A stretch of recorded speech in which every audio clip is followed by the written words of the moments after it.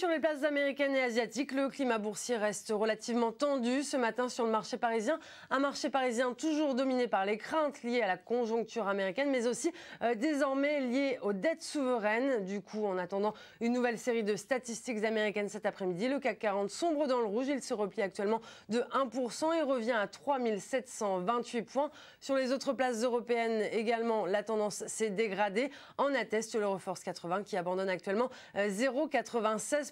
Sur le marché des devises, eh bien, l'euro est pénalisé par des rumeurs sur une possible dégradation de la note de crédit espagnole mais aussi irlandaise. Résultat, l'euro se rapproche de 1,34$ après avoir tutoyé 1,35$ hier soir. Les cours du pétrole sont également en repli puisque le baril de pétrole oscille dans une fourchette comprise entre 75 et 76 dollars. Encore une fois, l'actualité des entreprises est très soutenue aujourd'hui avec en premier plan l'augmentation de capital lancée par Michelin. Michelin qui compte lever 1,2 milliard d'euros sur le marché est fortement attaqué car cette opération est jugée trop dilutive par les investisseurs. Du coup, les constructeurs automobiles lui emboîtent également le pas. Peugeot et Renault perdent entre 2 et 3% des prises de bénéfices qui affectent également le dossier Accor. Un mouvement plutôt logique après l'envolée du titre observé hier. Si au sein du CAC 40, seul Alcatel-Lucent fait figure d'exception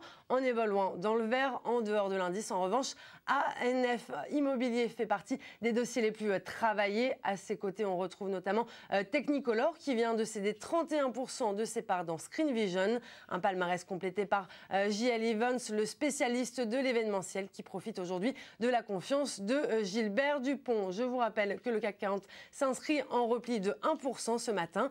Merci de nous avoir suivis et rendez-vous demain pour un nouveau point boursier.